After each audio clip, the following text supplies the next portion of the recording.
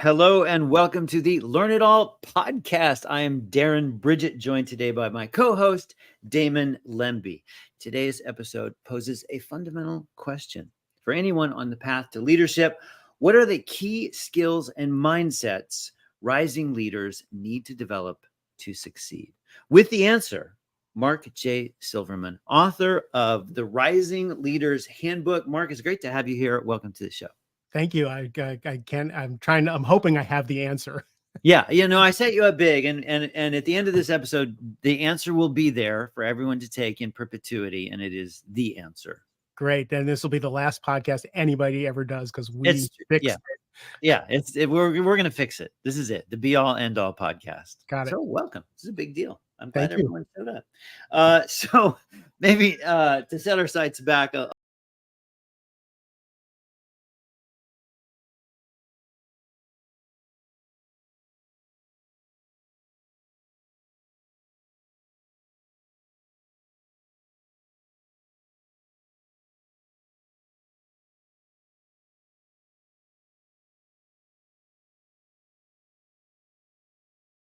fact that, I was homeless. I was 135 pounds, had no prospects in life, came to town and my brother helped me get sober, told me to take some college classes, took some college classes. I had no skills. So outside of the hotel business, I got a job as a sales guy because I just didn't want to be in the restaurant business. My whole family was in the restaurant business. I got a job as a sales guy and moved into technology sales. For some strange reason, I was really good at sales. I know in hindsight, it was my people skills. It was my ability to connect. It was my absolute dedication to service that made me successful. But I became wildly successful, made millions of dollars, went from homeless to a Lexus convertible in $1 million house, that kind of thing. The interesting thing was a couple decades later, that all turned on me. I wasn't, the insides didn't match the outside. So the cracks started happening in my marriage. The cracks started happening in my health. The cracks started happening in my career. I couldn't sell anything. And things started to fall apart, kind of like a midlife crisis. And I'm sure you've talked about this on the show before. At some point, what was working doesn't work anymore. And if you don't listen, it's going to blow up and it's going to get your attention. Well, it blew up for me. So my marriage ended, my health was just gone, and my career was in the toilet. And it was then that it was my building myself back from being suicidal and severely depressed that I started to learn different skills. I started to put together a different Mark Silverman. So I started reading every self-help book that was ever written, every spiritual book, just learning how to put back a person, mostly for my family's sake, for my son's sake. I didn't want to leave them a legacy because I didn't really have much passion to go on, but I didn't want to leave them a legacy of failure. And it was that building back that I realized that we have all made an unspoken agreement to be in the 1%. And it was costing us our marriage, our mental health, our well-being. It was just costing us everything to be successful. So when my career did turn around and I started crushing it again and I was building it in a different way, I just couldn't help myself. I was like an ex-smoker, just talking to everybody about how to do things differently. I got admonished by the CEO of one of my companies. It's like, Mark, please stop sending out these newsletters every day about how to live life better, how to do this better. And then, so I finally, with the help of serendipity, some spirit intervention, became a coach. And now I coach the people who I used to work with to do success in a different fashion. It's a great story. And, it takes a lot of courage to share that story with everybody. And as I mentioned to you before the show, I read your book over the weekend and I really enjoyed it. How do you define what a rising leader is? So rising leader for me in my world is someone who has an expertise, is super, super talented, really good at what they do. And then they start rising through the ranks of an organization really quickly. They start rising through the ranks of the organization faster than their maturity level, faster than their leadership skills can keep up with them. So they kind of have the old version of who they were being the best at what they do, being the best in the room, being the smartest person in the room at any given time. And now their calling is to have success through others. It's to grow other leaders. And that's where the rising leader piece happens. So as they're moving up through the organization, how do we grow them up? How do we give them that maturity and bearing? And how do we give them those skills to lead others rather than do? And so after somebody goes through your book, what is that? You mentioned this earlier, transformation. What is the transformation that you're hoping to inspire them to make after reading your book? Steve Chandler, who is known kind of as the godfather of coaching, and has written about 40 books on self-help and leadership and all that. He read my book and he said, Mark, it was really sneaky. You didn't mention anything about transformation or spirituality or growth until halfway through the book, and it was kind of sneaky. The sneaky piece of the book is I use leadership as a means to an end, as a means to personal transformation. I want you to use your relationships, whether it's with your boss, whether it's with your peers, whether it's with the people who work for you, or in your personal relationship. I want you to use all those situations to transform yourself, to grow yourself, to become who you can be. That's great. It's funny listening to you talk about the rising leader thing, and you're the smartest person in the room, and you're moving really fast, but it's beyond your maturity level. And I'm thinking like, I want to be that person. I want to actually be that person. What if you're not that person? But then I'd step back, and if you're talking about transformation, like I have had that moment, and I bet a lot of people have, where it's like you're all of a sudden you're succeeding more than you anticipated. And I can picture the exact moment that had happened for me around acting. And I fell apart. I wasn't able to take the speed that I was moving in. I felt that there was just so much light on me that it was then followed up by like one of the darkest periods I had emotionally and mentally. So I guess my point is, I think probably more people have that rising leader experience than even recognize that they do, and dealing with it is how it just applies to a lot of people. I wrote the book in response to what I do every day, all day. Like I didn't write the book so I could go coach executives who've risen through the ranks. Yeah. I wrote the book because the book, I didn't plan on writing this book. It was posed to me to write about what I do all day, every day. And I just came after person after person after person who was completely baffled by the fact that the people who worked for them weren't as good as them, who didn't listen. Like they didn't understand that half of your job is being the chief repetitive officer. Right. They were just baffled at the fact that people weren't motivated the way they were. Mm-hmm. And how do you you're now C-level something, VP of something or other. And if you don't know how to get people who aren't like you to do the job you did, you're screwed. Yeah. You're gonna fail. And it's that gap that I've filled, over and over again, and it's kept me employed. The bull in the china closet, and it was fun. It's so fun to be that person. It's so fun to be the top salesperson who nobody's ever going to fire because you're bringing in so much sales. But now you're VP of sales, and you're failing. Yeah. And they don't want to get rid of you because you're so talented. So how do you close that gap? And that's what the whole Rising Leader program and book is about.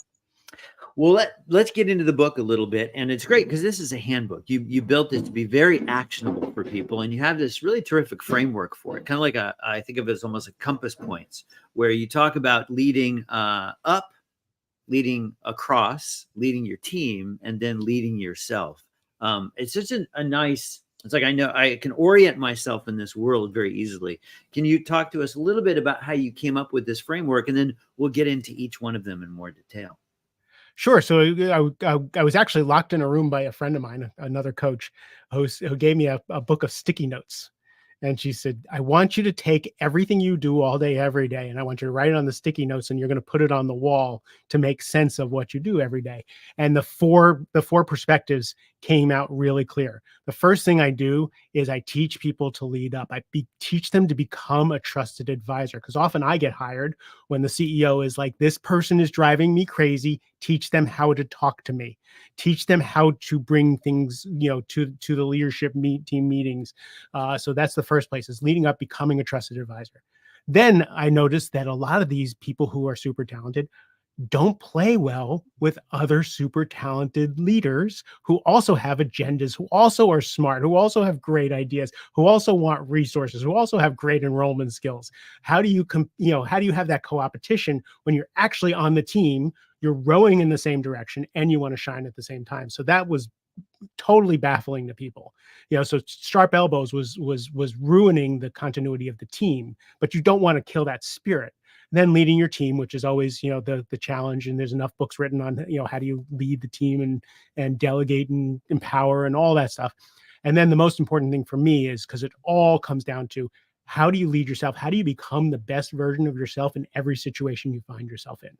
Again, which is the most important thing to me, is, it doesn't really matter how successful you are.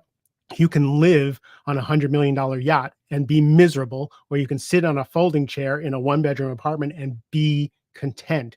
It's what's going on inside, your experience of life, that matters. And that's what I use all this for, is to help people's experience of life level up. So kicking it off in the first section of the book is leading up. What I liked right off the bat was you were talking about the importance of eradicating the victim mentality, right?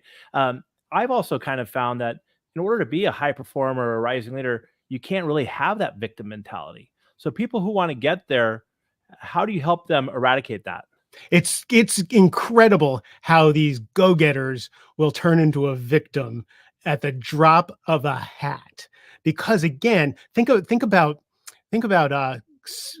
high school athletes who are just coddled, and you were an athlete, Dan, and then they go to college and they're coddled, and they're the superstars, and then they go to the majors and they can't get out of the minor leagues. They can't catch a break. They're booed when they go. Like, they haven't built that internal fortitude. So when you finally reach that level of incompetence, when you've been so good for so long, often the blame starts showing up.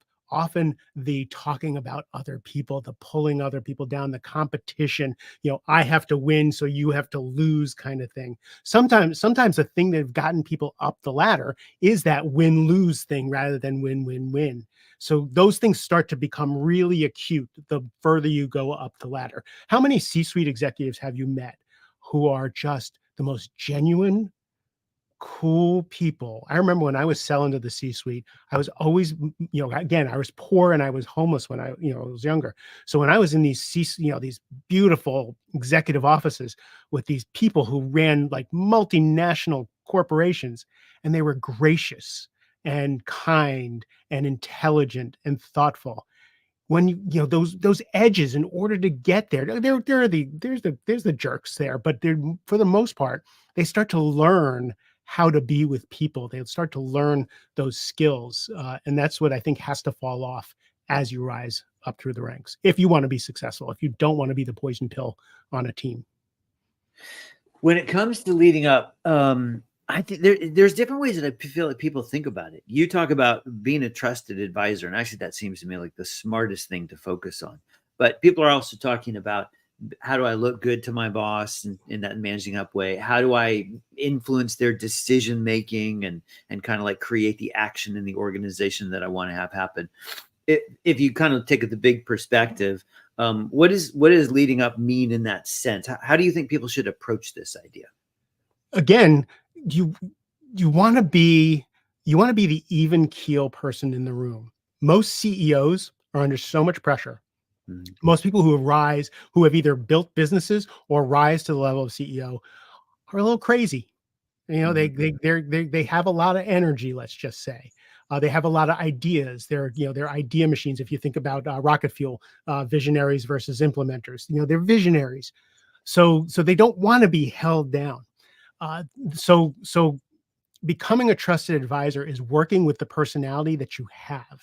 Right? Not saying they should be different. How many times have I heard, they shouldn't treat me this way, they shouldn't talk this way, they shouldn't throw so many priorities at us? No, they should. They're visionaries. It's your job to lead them in a way to understand what the consequences and what the opportunities are of each one of those ideas. So you, if you want to be a trusted advisor, have to go toe to toe with your CEO. The only way you can go toe to toe with your CEO is if you've earned their trust. How do you earn your trust? You keep your word. You always speak the truth to them, right? You show them that you have their back and the organization's well-being in your, as your primary objective. If I have one CEO who constantly calls me and, will say, this person's out for themselves. They're not out for the company. They're totally out for themselves. He may be right or wrong, but that's his radar. He's always looking for who's out for themselves because he doesn't, they can't be a trusted advisor if he thinks that. Does that make sense? Yeah, it does. One quick follow-up question to that, because what if you talked about the rocket ship fuel? If you're an implementer and I'm being a trusted advisor to a visionary, that makes pretty good sense to me. But what if I'm more of a visionary myself? How do I create a good relationship with that visionary boss? If you're a visionary working for a visionary, you have to bring up your implementer. You have to, you have to expand your range, right? Which is half of my job is teaching people you're not a finite, fixed personality. You're fungible. You were created from childhood. You were created through your young adulthood, so you can recreate yourself. So there are times when you have to swallow your ego. You just have to say, this is, the phrase that my clients love is, pick a hill to die on, right? Is this a hill worth dying on? Because everything's important. Everything has to be fixed, but the CEO can't handle that. And nobody's listening to you if you are the shotgun going, we have to fix this and we have to fix this and we have to fix this. Pick a hill, go in, make your case, right? So we talk about enrollment skills. Enrollment skills or sales skills are the most important skill you can have. Getting people to see your way, getting people to care about your ideas. It's your responsibility. So again, these people who we don't expect them to be victims. I hear all the time. It's like, they don't listen to my ideas. They just, they listen to someone else, or this person plays golf with them, or I'm like, doesn't matter. This is the hand you're dealt. Now play the hand. Now get, if you get turned down, let's up-level your enrollment skills. Let's not blame them. That means you need to get better. So those are the kinds of conversations that I have. So Mark, can you give us an example of how you coach somebody, either or yourself, on how people could up-level their enrollment skills? That was a really good question. A message just came across my my screen. I have a client who's about to be promoted to CEO of this big company. He was second in command. Now he's going to be CEO, and his name flashed across, and I have no idea what it says because I'm not reading glasses. I have no idea. So now I'm like, I'm so excited. Like he's either didn't get it or he got it. How do we teach enrollment skills? I think listening first. Right. So I talk about it in the book. Listening, understanding the players, right? Go in and find out what every single person on the leadership team thinks about this particular initiative. What's the pluses to them? What's the minuses to them? What's it going to cost them? How's it going to help them, right? Create your political capital. Are you helping other people, right? When I was a sales guy, whenever I had to go to a C-suite executive, I made sure that I gave, then made an ask. Yeah. So are you a team member that every single person relies on so that you've built that political capital? So you've got to invest in knowing who the players, knowing what the values are. In the beginning of the book, I do a boss empathy map. In other words, learn what the boss values, learn what their triggers are, learn what's important to them. Do the same thing for the other people on the leadership team. Learn the team, know what's important to them, and then you know how to couch what you're talking about. I have a selfish question for, hopefully, because my team is going to be listening, but I think this is great. You talk about this in, again, the first section leading up. How can somebody help their boss learn how to help their boss become more calm and relaxed? Oh, it's actually part of my job. I help a lot of CEOs relax through their team. So again, you have to understand. So I do personality testing. I use Enneagram. Other people use DISC. I learn what your boss is, right? Learn what the CEO, what triggers them, what scares them. So I work with one particular CEO who has a temper issue, a wonderful, wonderful person, but just flies off the handle. What we learned is that he flies off the handle when he doesn't understand. If he doesn't understand, if he thinks things are moving too fast and he doesn't understand where people, where the plane's going to land, he loses his shit. So your job is to notice when he gets tense and ask, what are you not understanding? What piece are you missing? What can I bring? What piece of information can I bring to you to help you, be on board with this? And you watch their shoulders drop. Each person is different, right? Each person has a different trigger to what makes them, kind of lose it. So, but you become the CEO whisperer when you understand how they tick. By the way, once you're the CEO whisperer, you now have a job for life. And when they go someplace else, they take you with them. Yeah, that's kind of true, isn't it?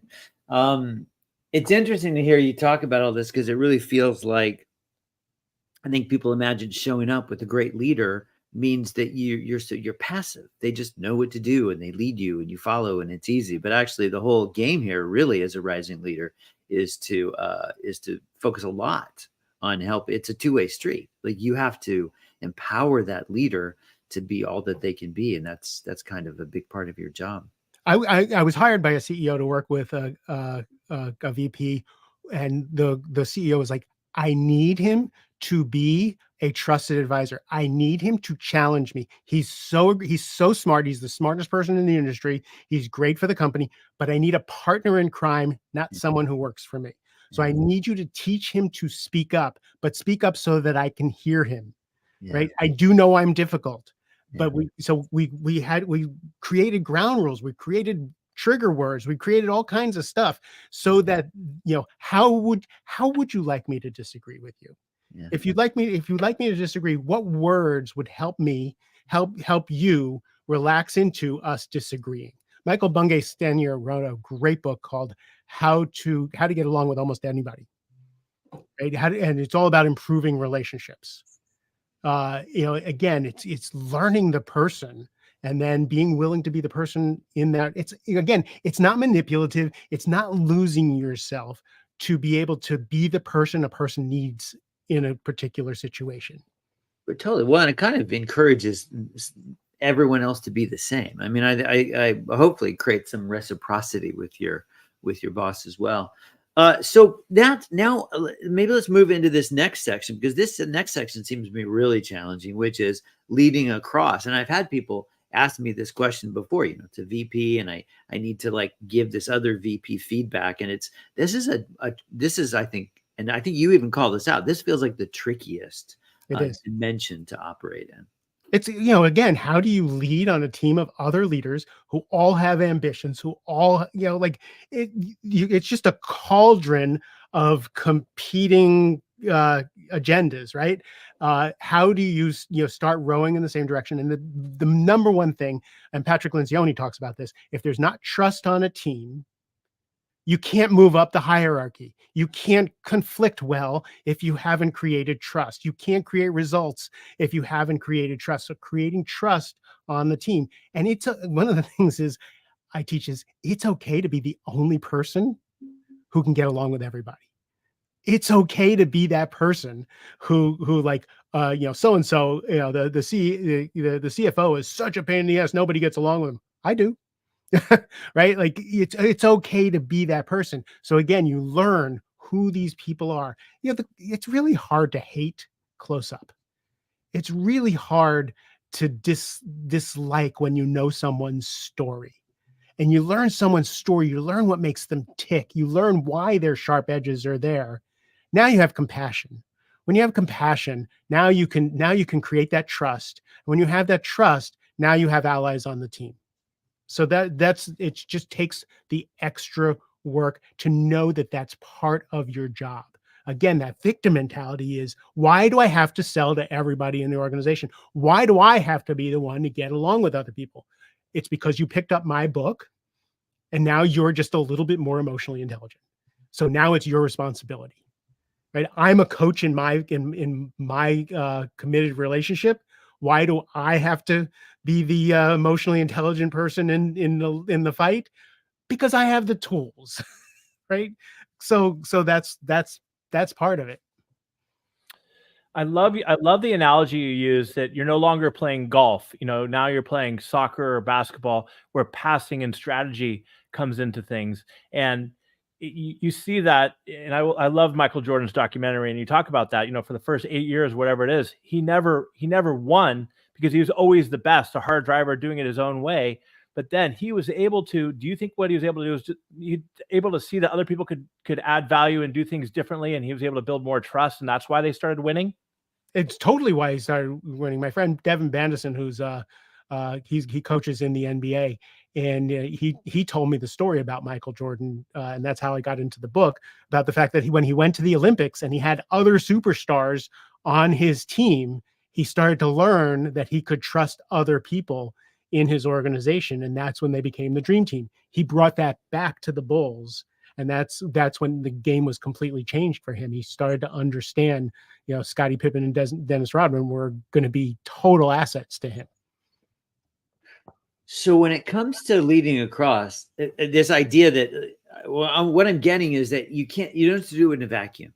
So well, Darren, or whoever, go tell that other VP, I've got some feedback for you. You need to start doing this or doing that. It's like, what you really got to do is you got to create an environment of trust, and then people can cross leadership can. But you have to create yourself being a trustworthy person first. You can't create an environment of trust, right? The environment's going to do what the environment's going to do. You can become the trustworthy person. You can become the safe place on the leadership team. Then you lead by example. Yeah. But that again, you're not going to change the global right away. You can't bring in Pat Lencioni's book and say, we need to learn this. Right, sure. You need to learn it. You need to live it. And then other people start to see your success and want to emulate it. Good. Okay. So that's the answer then. What's just like one or two ideas that if you want to be that person that leads by example when it comes to creating trust, and that's how you lead across. You just become the lightning rod of like, this is a trustworthy person, and it can ripple out. Where do you start? What's the first couple of things that are just good things to find out what's important to people? Go for coffee. Do not talk about work. Find out what's important to people. If they have a charity event, go donate. You donate to my charity event, or you do something nice for my kids, I'm yours forever, right? Like, you contribute to something that's important to me. We now have a bond. So you got to find out what's important to another person, right? Then, you find out that their kid has a gymnastics meet. And they're out of town ask them when they come back, hey, how did it go? Stupid little things like that foster trust. I don't know about you, but the fact that you guys told me that you read my book and you knew leading up, leading across, leading your team, and leading yourself, just that, whatever you need, I'm here. I'm in, right? Because you put in a little effort to know who I am.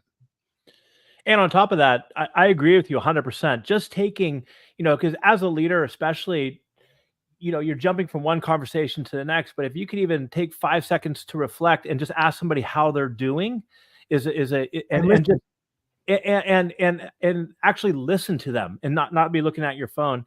I think that's a huge one. And the other one is, when you can, and I think you talked about this in your book too, is giving some praise, thanking people. I think that one guy said he made 10 calls a day or 10 calls a week or whatever. Tom Mendoza, who's the former president and chairman of Network Appliance, is catch someone doing something right. This is the president of a multinational company, and he had people send him notes whenever anybody, a janitor, a salesperson, an executive, anybody did something out of the ordinary. He said, just send me a note.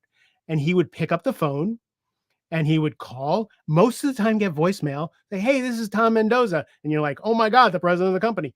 I just heard that, you catered this thing and you did this for this person. Like, oh my God, thank you so much. And now that I have those voicemails to this day, because it meant so much. Someone in power actually cared.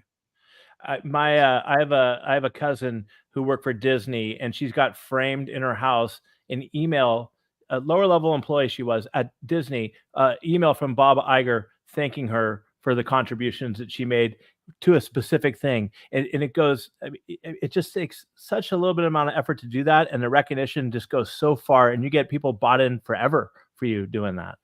100%. I almost feel like I don't know if this used to be different or just like we're just so busy now or something, but I've started actually to tell people, like, let somebody know that you're not going to be there for long. Like grab a cup of coffee, and I go by Mark's office, say, Mark, I know you like this kind of coffee. I was at the store, I grabbed an extra one. I thought I'd just stop by for 5 minutes, say hi. Like literally just call somebody not work related and say, no, I just called to say hi. I got an extra few minutes. So they don't feel like a big obligation, like it's going to take a long time. But every time I do that, people are so, oh, wow, that's so nice. It's like the water cooler stuff that we don't have anymore. People are so appreciative of it's so much more important for with the remote offices. It's so much more important to find touch points with your people that isn't in the Brady Bunch square box of a Zoom meeting. You have to get outside of that. One of the things is, can we do a walk and talk? Yeah. I need to get some sunshine. You need to get some sunshine. Let's take 15 minutes, grab a cup of coffee, and let's go, take a walk together and talk on the phone. Now you're talking. Goes a long way. Yeah. We call it, I learned we call it the Truman walks. The Truman walks. We go, because Truman like to get out and walk and talk. Moving over to leading your team, you talk about that it's hard for you to drill this into your young clients. I think you said, that they're not going to survive. They're not going to thrive if they don't learn to create exponential impact from leading their team. Why is it so hard, do you think, especially for young leaders, to realize that the impact they're going to have is going to be less about their work they do and more so about what's going to happen through their team? How hard is it to change a habit? How hard is it to, like the muscle memory of doing things, the muscle memory of doing things yourself? Then take the other pieces. It's absolutely a shock. It was a shock to me when I remember when the first time I was promoted to sales manager. I was promoted to sales manager, so I was selling 1/3 of the time, and I was managing 2/3 of the time. And I was still the number one salesperson. And I went into the owner of the company and I said, I don't understand this. Like, what's wrong with these people? Why am I still the number one salesperson? And she was like, well, what do you do that they don't do? And I told her, and she said, teach them that. I was like, oh, okay, that's my job. Not just checking their numbers and going on calls and being in a suit. It's like, let's talk about qualifying a lead and things like that. So it's an absolute shock to people that other people aren't motivated. Like, it's just a complete shock that other people care about other things other than their job. And that we talk about it all. And now it's so different because, the economy here in the US is ridiculous. The job market is ridiculous. I work with a lot of government contractors who are trying, like, they say, we could double our business if we could just find people who are willing to go on site and get cleared.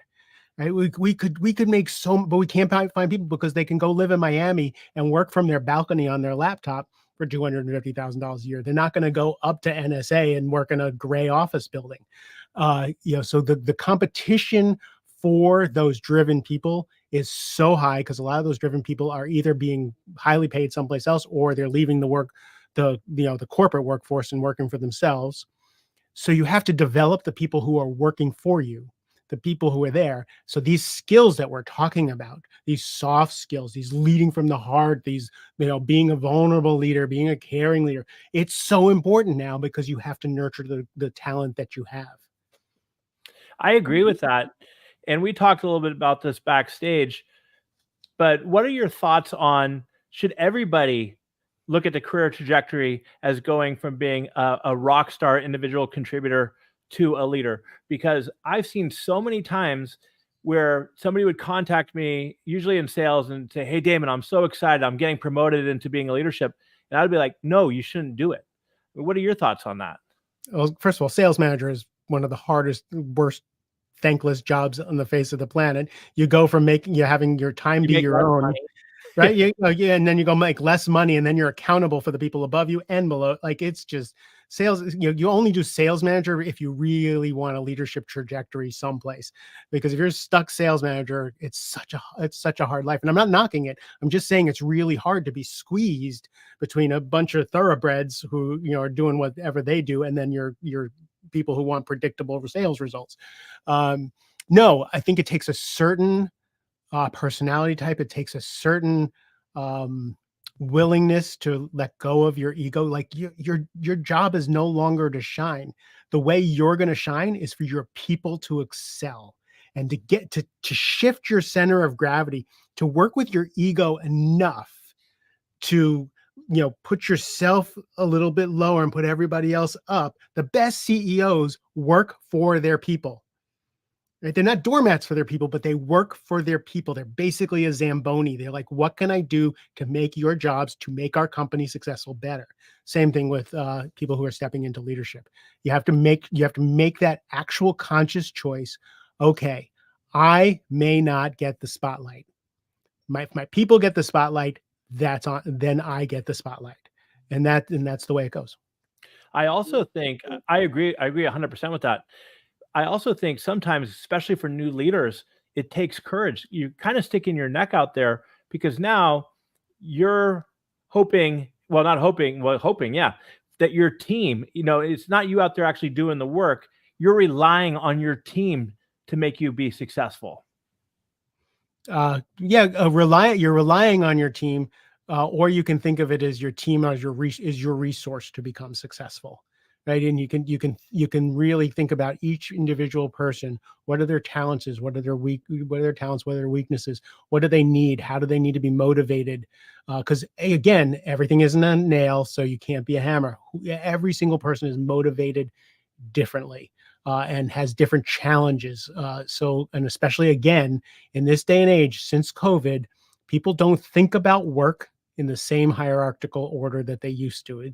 Our brains have just been changed. And I think for the better. It just means as a leader, you need to be much more creative in getting results out of your people.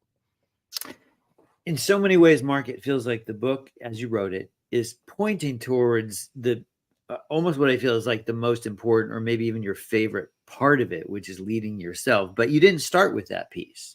No. You started in a different direction, but this is, I mean, everything just comes from this beating heartbeat of your model. Can you talk about your decision to do it this way, and why this piece, leading yourself, is so important?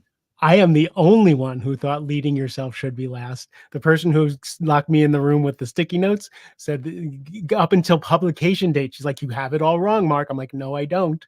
I do not. This is exactly what's important. Because if I tell you to go work on yourself, what do you get? I don't know what you do to work on yourself. You got to be out in the world rubbing elbows with people. You've got to put yourself in situations so that you're called to something. So at the beginning of the book, I talk about Boyd Vardy, who wrote a book called The Lion Tracker's Guide to Life. And he talks about how, when you're out in the bush and there's a lion or a jaguar, 5 feet from you, your nerve endings are standing on end. And surfers talk about being in the surf and like, oh my God, just being alive. Like, yeah, stand in a boardroom and speak your truth. It's different than everybody else in the room. Same thing as the leopard 5 feet from you. Disagree with your CEO. See how you're feeling, right? That's jumping out of a plane without a parachute, because you don't know what's going to happen, right? Have a vulnerable conversation with your significant other. Oh my God, like that's living. So leading you, once we get to leading you, we've already started seeing how we respond to criticism, where we're triggered. We start to see what our personality types are. We get to leading you. Now we look at the tools of, okay, how do we get ourselves untriggered? How do we ground and center ourselves? My favorite thing in the book is the person who's grounded and centered has the power in any room that they're in. I highlighted that quote.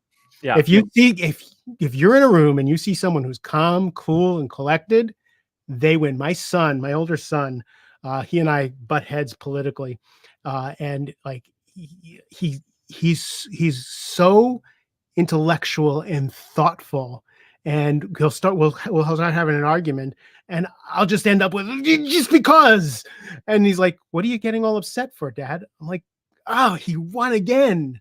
Like, so if you can stay calm and you can stay grounded and you can stay centered, you can own the room. You know what I as you're talking about it, what I love about this idea of putting it towards the end is that it emphasizes that the point isn't just you, it's other people. It's like you start with other people, and that's how you test the parameters for how you work on yourself. The other way around feels like, hey, you, more you. Let's talk about you. And I feel like we can overdo that so much with just so much focus on yourself. But Mark, for somebody who happens to get triggered, let's say, and they're not able to be the most grounded person, do you have at least a hack or one step that they should think of first when they're heading into that moment? So once you're triggered, you're screwed. There's nothing you can do once you're triggered. Your nervous system, your endocrine system, everything has taken over, and all you are is along for the ride. Just fill my dishwasher wrong, and you'll watch me, have to work through my own stuff with, like, the plates go this way, and I can talk about it all I want, that I shouldn't be upset about the way the dishwasher's loaded, but I am. The thing is to practice beforehand, and I actually have an exercise in the book where it's like, visualize yourself getting triggered. Like, when you get triggered, do some triage. Go do an after action report on what happened, what pothole did you step in, what did you make it mean, and how did you get yourself triggered. Now look in the future. The next time you're in that situation, like, this person is going to take credit for your work. Anticipate it. Work it out with your coach. Work it out with a coworker. Say, hey, when I go into the meeting, Bob is going to take credit for all my work, and I don't want to lose my shit. So you come up with, what are you going to say about that, and how are you going to work on that? Are you going to say something after the meeting? And you just work ahead of time. And what you do is, you see the pothole, you're walking along, you fall in the pothole. Then you're walking along, you see the pothole, you fall in it anyway, because you just habitually, like, I'm not going to react. I'm reacting. Right. Then eventually you walk in, you see the pothole, you walk around it. But it just takes practice because your nervous system was created over a long period of time. I say in the book, if you're reacting, if someone's reacting to you, or you're reacting to something, anything more than a 4 or 5 to 10, it's no longer the thing. It's childhood trauma. If you're like a 3, you're just a little annoyed. You're a little, that's the thing. But if it goes over a 5, you're shadow boxing with the past, and you shouldn't engage with the other person, and you shouldn't engage with yourself. So for me, I have learned, especially in political conversations, because my kids used to say, Dad, you're like a Zen master. You're like Dumbledore all the time, except when we talk about politics. Why do you lose your shit during politics? And I'm like, because it scares me. Like, if it touches my fear, I'm going to lose my shit. So I've learned to now say, you know what? I'm scared, or I'm triggered. I need a minute.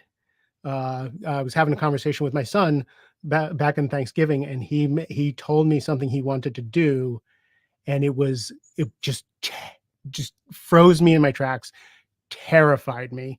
And he's like, "You're mad at me." I'm like, "I'm not mad at you. I just need a minute." And we're walking. He goes, "You're mad at me. You're so mad at me." I said, "Dude, I'm not mad at you. I'm scared. So give me a moment to deal with my fear." I was so proud of myself in that moment. And after a couple minutes, I kept breathing. If you breathe in your belly, you wiggle your fingers, you wiggle your toes. If you get pregnant, it'll wash over you, and you'll be able to be on the other side. And I couldn't do anything about the trigger, but I could wait it out and not do any damage. And then after about 5 minutes, I just said, okay, what you said to me scared me. Here's why it scared me. I respect you more than any other human being. I believe in you. I want to have a good conversation, but just let's talk dad off the ledge for a while. And we wound up having a great conversation, came to a great decision. And I'm really, but it was so like, there was nothing I was going to do about the fact that the safety of my son triggered me. Mhm. Right. So it's just recognizing that. That's a great story. It's a good example of everything, because you talk about preparing for it ahead of time. You talk about all the work that you do on yourself, and you still do get triggered. And then you said, because that will happen to people. The point isn't just how do I always respond so that I'm like a Zen master in every moment. It's like, no, you'll get triggered. Try to work on it ahead of time. Then when you are triggered, wait it out and don't do any damage. And then you used vulnerability as the lever to pull, which I'm sure you actually had kind of programmed in ahead of time.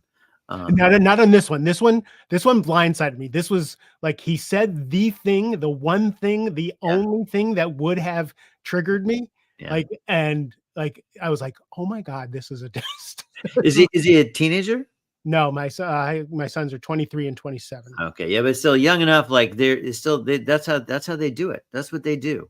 They come around a little bit easier later on, but like they get in that age where it's like they are going to do the thing that's going to. And what he wanted to do was noble and wonderful and brave and Yeah. scared the out of me. And like, again, you guys are dads. Like, yeah. Hey, I'm a grandpa now. I get to go through it all again. Okay, I have another question for you. This is super important because it's not in the book. And so people that buy the book, they're not going to get the benefit of this knowledge. And it is one of the biggest contributions, Mark, that you can make to society. And that is secrets to sourdough. What are your secrets to sourdough bread? Because I know this is a big skill for you. Oh, sourdough bread. So the reason sourdough is so important to me is my brother died last year, a year and a half ago. And it was really tragic death. And everybody was bringing me bonsais and cookies and all kinds of shit. And like nothing made me feel better. I didn't want anything. And everybody's bringing me all this stuff, and it was just annoying. And my rabbi's wife brings me over some soup and some fresh baked sourdough. And I sat at my kitchen. I could cry right now. I sat at my kitchen table with some butter, and I tore into that sourdough. And I was like, this is it. This sourdough did the trick. Like, it was comfort. Because nothing could comfort me. And I asked her, I said, can I learn to make this? She says, it takes 3 days. I'm like, what? So I went over to her house. She showed me the starter, gave me some of her starter. She taught me how to do it. She gave me her recipe, the 3 days. And I make the best sourdough bread. I don't know why. You throw some everything bagel stuff in there. Great. Throw some roast, like sourdough is. So now whenever someone has a tragedy, or someone's having a bad day, or someone's, I bake them sourdough. So, and I bring them a sourdough because that's what was done for me. And it just seems to lift people's spirits. I can't eat wheat. I gained 10 pounds after I learned to make sourdough, and all my joints started hurting and I started getting inflamed. So I now make sourdough for other people. Yeah. I can't eat it.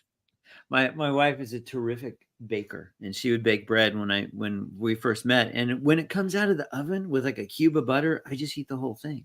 I had to ask her, please, you got to stop making so much bread. It's killing me. I'm right there with you. Mark, I think I saw in your biography, one of the things that you're working on is losing 10 pounds. Is that one of the things you said you were working on currently?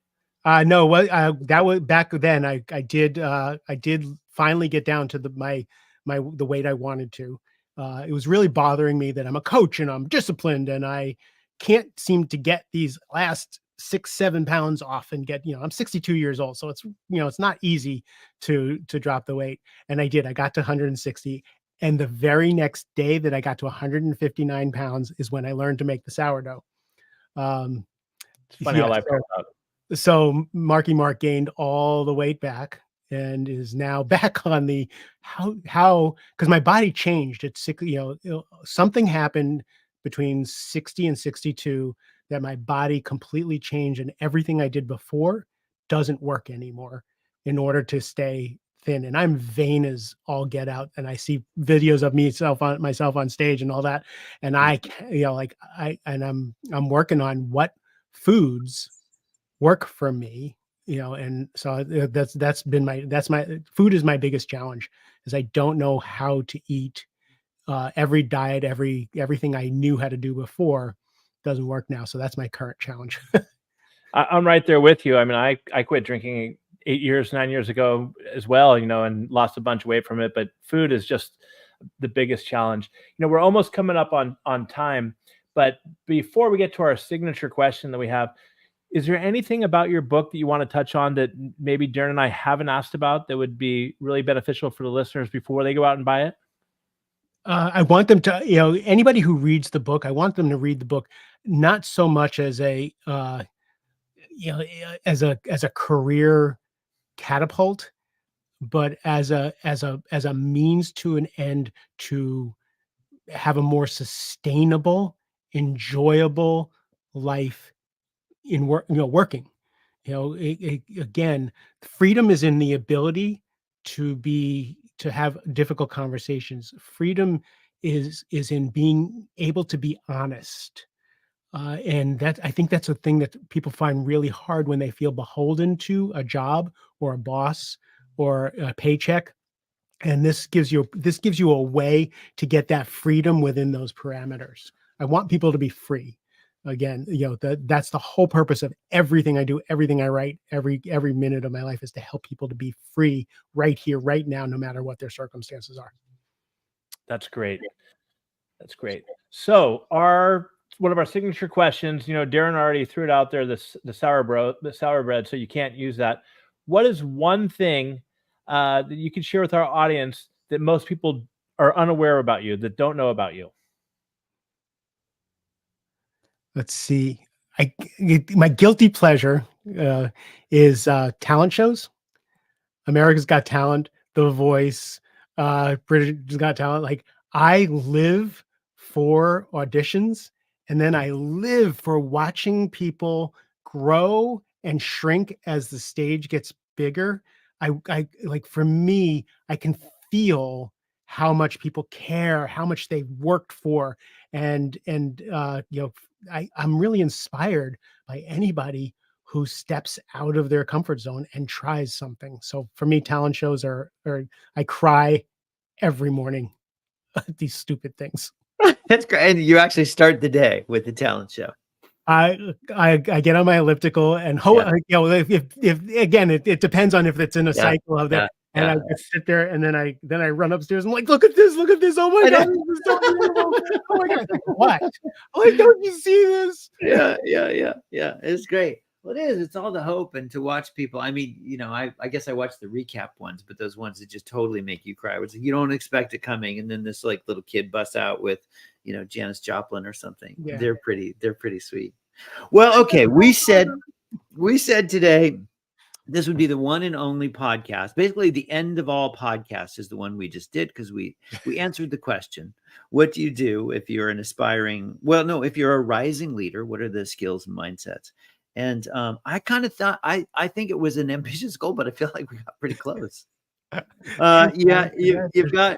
Seriously, you've got this really great framework that very purposely starts by looking outside yourself before you get to looking at yourself, because it's how you interact with the world and everybody around it, whether it's your boss, your colleagues, or the people that report to you. And you use that as a template for becoming the person that you want to be in service of other people. And if you do it with a certain kind of intention, practice, some discipline, really getting good at focusing on other people, what you get is the benefit of feeling like you're actually helping and making a difference, and freedom. So really nice to chat with you today, Mark. Guys, I appreciate you guys really thorough and great questions. I appreciate this. Well, we loved having you here. How can our audience get in touch with you? So markjsilverman.com, mark the letter jsilverman.com. You can get a free copy of Only Tens, my first book, there, and all kinds of free videos and work. Like I just give a whole bunch of stuff away. So there, and I'm on all the socials. There's too many videos of me on Instagram. And I'm a fan of your podcast too, the Rising Leader podcast. They could check you out there. Thank you so much. Appreciate that. Well, Mark, thanks for having you. And for our audience out there, if you enjoyed this episode, share it with a friend, like it.